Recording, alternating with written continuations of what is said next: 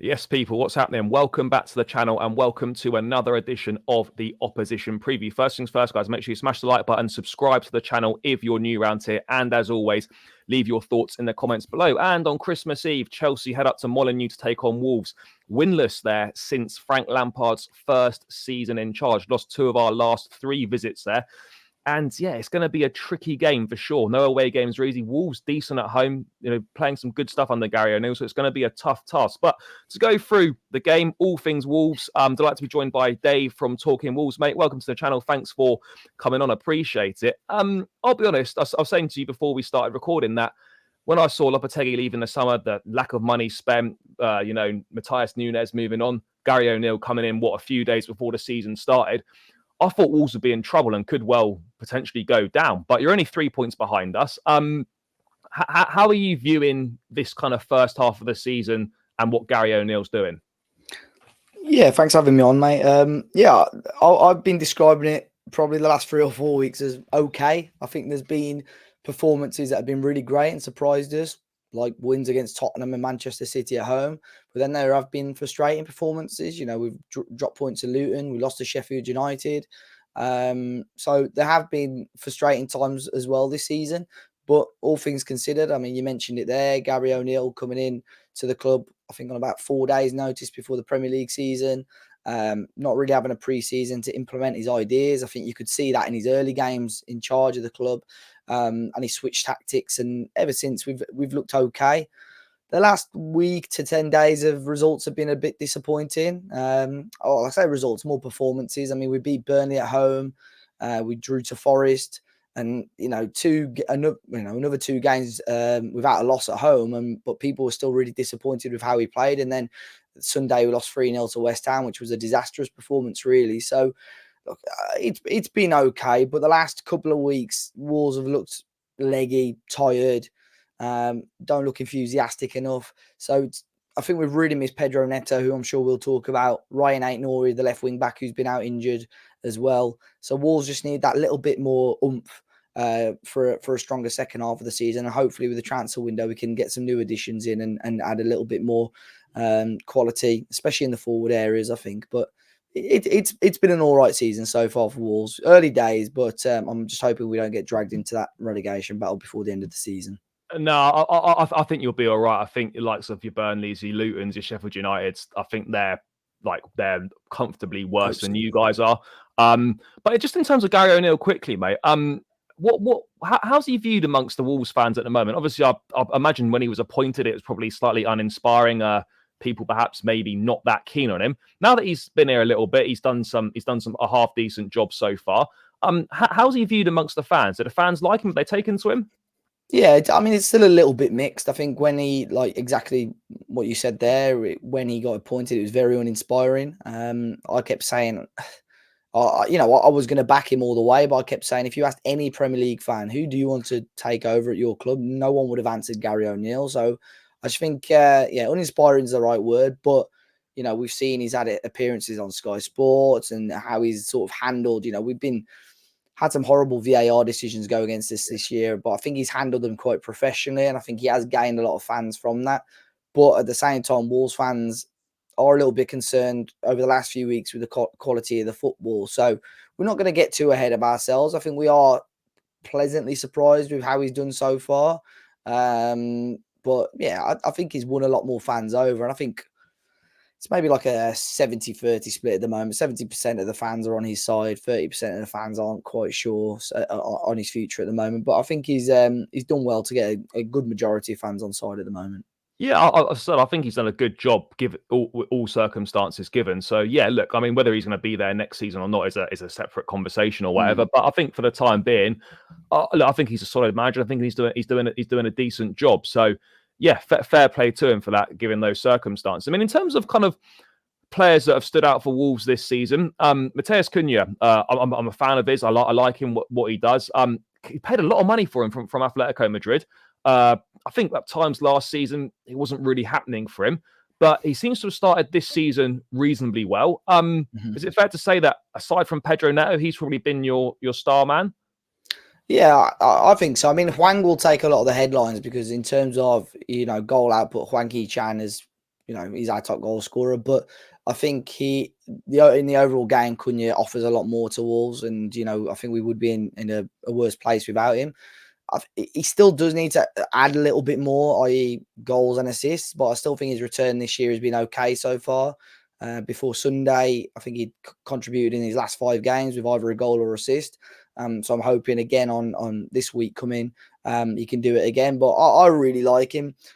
I think he's a top player, and I think with better players around him, he would really excel. And he sort of created a nice little partnership with Neto and Hwang. I think they've both missed Neto. So but Cunha is a top player. He can sometimes grab the games by the scruff of the neck, work so hard. I think, you have to, if you were play for Atletico Madrid, you have to have that work rate. And I think he's shown that in the Premier League now as well. And he's one of those players that his numbers aren't unbelievable, but in the summer, for argument's sake, it really wouldn't surprise me if a top 6 team came knocking and said, and started inquiring for him, because I think he has got that quality.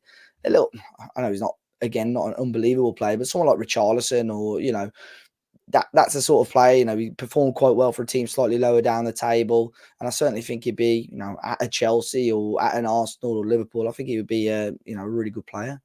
I mean, Pedro Neto's kind of the sort of the main guy, I suppose, the star guy. I mean, he's been out injured with a hamstring problem, but he's still top of the assist charts. I think he's got 7. He's obviously a creative spark. Really like him. It's probably fair to say that he's probably can go and play for a better club. I don't think that would be a disrespectful thing to say. He's definitely got that quality. I presume he's going to be back in some capacity potentially for this game on Sunday. Maybe not from the start, but certainly from the substitutes bench. Would you say he's your most important player? Yeah, and I think you could see our sort of drop in form, or the drop in our quality of performances since he's been injured. Like you said, he's still top of the assist charts, been out for nearly 2 months now. And that shows how well he started the season. And the issue with Pedro Neto is, I think ever since Wolves signed him, probably 4 or 5 years ago, every time you watch him, you think, yes, there's a quality footballer there. But just the injuries are letting him down at the moment. Every time he gets a nice little bit of consistency, he picks up an injury. Last year, really heavily linked with Arsenal, started off the preseason really well, got injured at the start of the campaign. This year has lasted a little bit longer, but once again was our best player in preseason, carried that on into the Premier League. And unfortunately he's been injured. So I'm just hoping, fingers crossed, he comes back. I hope he plays some part against Chelsea on Sunday. But from the new year onwards, he can continue with that form. If he does, and if he can carry on getting goals and assists, I think Wolves will be fielding a lot of big inquiries next summer. But it's just crucial for Pedro Neto that he keeps himself fit, because he's a top player. Yeah, I mean, we got similar issues. I mean, obviously, different ends of the pitch, but in terms of top players being able to keep themselves fit, Reece James having a lot of injury problems again at the moment. And it's frustrating, because you want to see top players playing for your team and just playing for football in general. So hopefully, these kind of guys can get on top of their fitness issues and be available on a more regular basis. But I'm not going to be complaining that he might not be available for the full game on Sunday. I'll be honest. Before we get into the game itself, mate, what have you made of Chelsea so far this season? I'm not expecting you to have obviously seen a lot of us, but from what you have seen, what have you made of how we're doing this season? Obviously, a semi-final of the Carabao Cup is good progress so far, but mid-table in the league is not where we want to be. But what have you made of Chelsea from afar? Yeah, I mean, every time I seem to catch Chelsea, they seem to play quite well. I think, like you said, a massive chance to get some silverware this year. You would hope. I think you should get into the final at least. And I was saying to you before we started, I didn't realise almost how inconsistent Chelsea were. I think it must be because every time I do watch them, they seem to get a positive result. I think I watched the Spurs game when you smashed them. I watched the City game. So I didn't sort of realise how many games you were dropping points in. Look, and I know the situation with you guys with the injuries. I said to you earlier on, and Kunku, I think, is a phenomenal player. And having someone of that quality missing is always difficult. And I think Chelsea, again, I don't dislike Nico Jackson. I think he's just got to start putting the ball into the back of the net a little bit more. And whether it's Nkunku or whether you do need to bring in another striker, I think Chelsea are a top quality number 9 away from, starting to knock on the door of those European places again.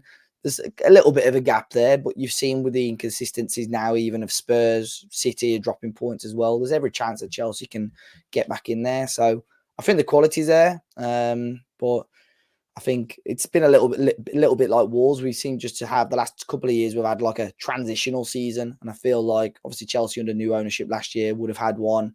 Obviously, the Graham Potter experiment didn't work, and now it's up to Poch as well. So I think if you give him time, I think Chelsea can definitely become a really solid team again. Yeah, I think at the moment, we're just finding that we're not really sure what version of us is going to turn up. It might be the version that turned up against, your likes of your Cities and your Spurs, or it might be the version that turned up against Man United and Everton. So you're still not quite sure what we're going to get from this team, but there are signs that things are moving in the right direction. Likes of Cole Palmer playing very well. We've got some talented boys. We are playing some decent stuff. We do create opportunities, but as you said, mate, a lack of a real clinical striker is probably why we're a little bit further down the table than we want to be, because we've missed the most big chances in the Premier League this season, 35, which kind of tells the story in itself. Even if we converted half of those, we'd probably be top 6, top 7. So yeah, that's kind of the story of where we're at right now. Mate, heading into the game on Sunday, obviously we know that our record at Molineux is not the best. How can we expect Wolves to approach this game? What sort of style of play will Gary O'Neill implement, and how will he look to, hurt Chelsea? Well, sort of ever since that Manchester City game, Gary O'Neill switched to a sort of a back three or back five, you could say, and Wolves looked good. We picked up some great results. We've been unbeaten at home ever since that game.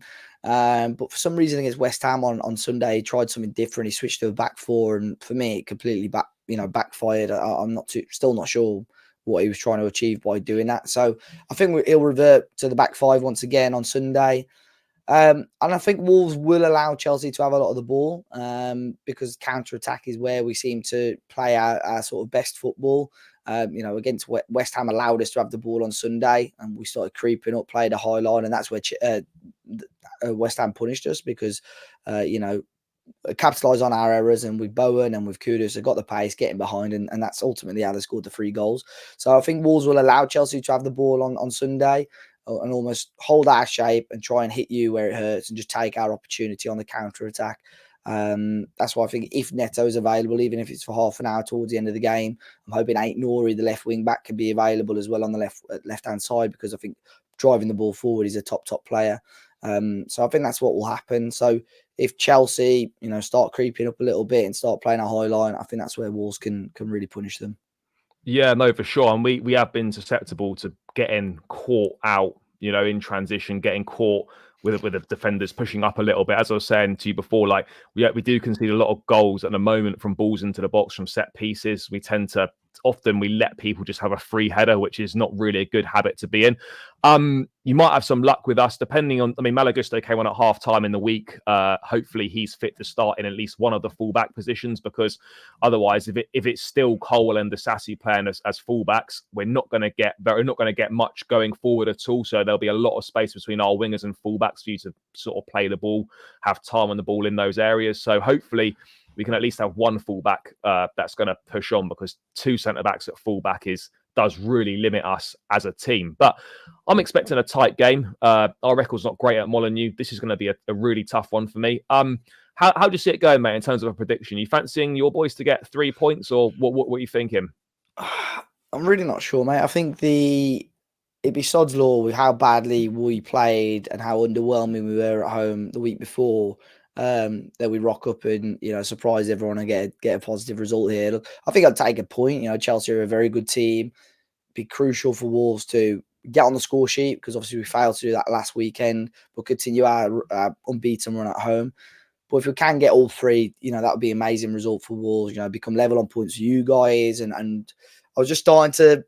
I've said all season I want to just carry on looking up the table, and the way that we've dropped points the last week or so, we sort of started to look over our shoulder a little bit. So 3 points here would be massive for Wolves. But if I'm being realistic, I think a 1-1 would be a good result for Wolves, or 2-1 either way. I think there'll be goals for both teams.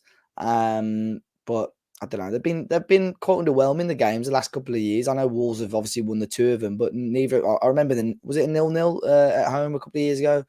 That was an awful. Yeah, that was like the sort of COVID times, was like, would a game get called off or not? It was a 0-0 then, and I think you beat us. Yeah.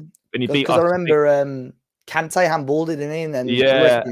No, I think and then you beat us 2-1 last minute at some point under Lampard. That might have been the season before, potentially.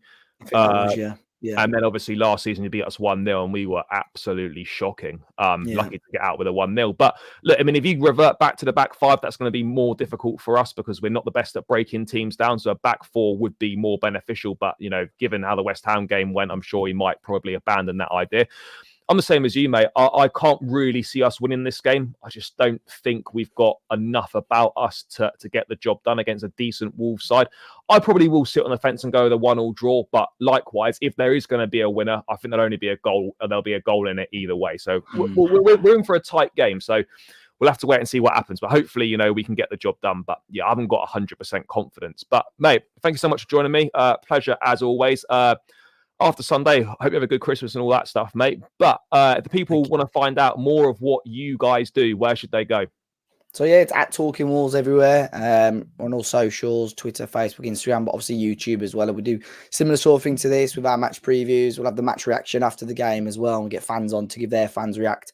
So yeah, thanks for having me on, mate. And yeah, Merry Christmas to you and all the Chelsea fans watching. Nah, pleasure. Guys, we've done a video over on Talking Wolves, so make sure you check that one out as well. I'll link all that stuff in the description, tag the channel in the title. So make sure you go over there, subscribe, show the guys some love, some great stuff over there. Guys, I'll be back with another video soon. Make sure you smash the like, subscribe, all that good stuff, and I'll catch you again soon.